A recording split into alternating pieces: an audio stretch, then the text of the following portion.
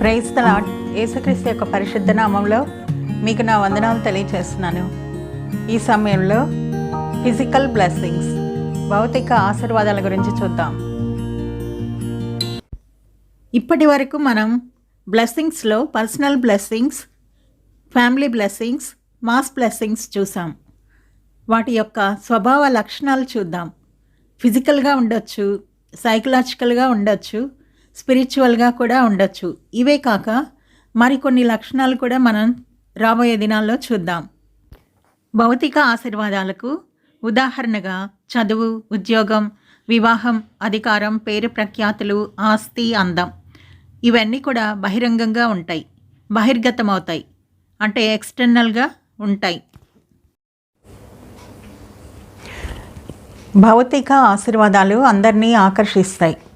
పాత నిబంధనలో దేవుడు తన ప్రజలకు భౌతికపరమైన ఆశీర్వాదాలు ఇవ్వడం ద్వారా ఆశ కలిగించి నిరాశలో ఉన్న వారికి సంతోషంతో కూడిన వాగ్దానాలు ఇచ్చి వారిలో నిరీక్షణ కలిగించి తన పట్ల విశ్వాసాన్ని పెంచాడు, తన ప్రజలను ఆకట్టుకున్నాడు.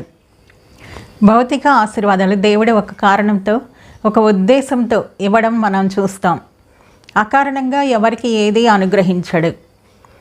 ఆయన పక్షపాతం లేనివాడని ఎప్పటి నుండో ఎరిగి ఉన్నాం. దేవుడు ఆశీర్వాదాలు ఇచ్చే విషయంలో ఆయనను ఎవరు కూడా దోషారోపణ చేయలేరు అనేది మాత్రం సత్యం.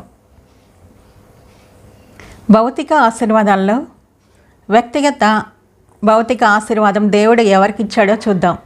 యెషయా గ్రంథం 55వ అధ్యాయం 4వ వచనంలో, ఇదిగో జనములకు సాక్షిగా అతన్ని నియమించుతిని, జనములకు రాజుగాను అధిపతిగాను అతన్ని నియమించుతిని.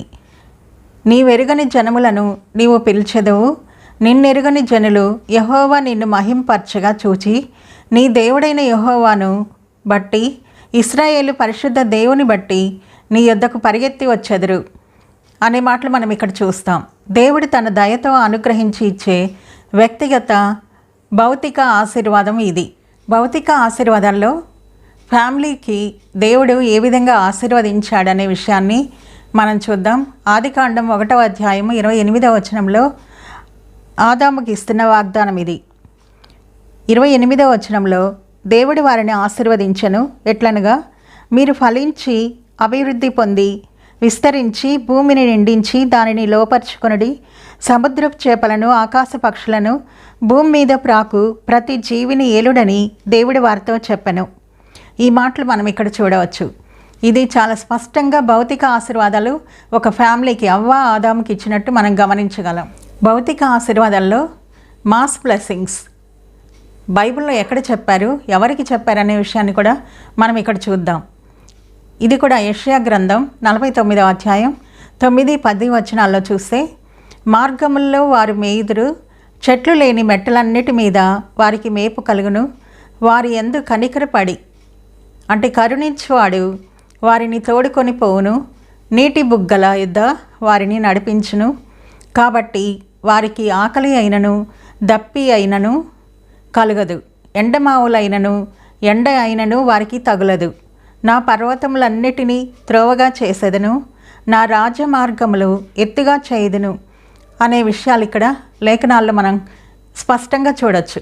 మరొక ఎగ్జాంపుల్ చూస్తే కీర్తనల గ్రంథం 144 12-15 వరకు, మా కుమారులు తమ యవ్వన కాలమందు ఎదిగిన మొక్కల వలె ఉన్నారు, మా కుమార్తెలు నగరునికై చెక్కిన మూలకంబముల వలె ఉన్నారు, మా కొట్లు నింపబడి పలు విధములైన ద్రవ్యములకు నిధులుగా ఉన్నవి, మా గొర్రెలు 1000 కొలదిగాను 10,000 కొలదిగాను మా గడ్డి బీళ్లలో పిల్లలు వేయుచున్నవి, మా ఎడ్లు గొప్ప బరువులు మోయగలవి, మా వీధుల్లో చొరబడుట అయినను ఉరుకులెత్తుట అయినను లేదు, వాటిలో శ్రమగల వారి మొర్ర వినపడుట అయినను లేదు.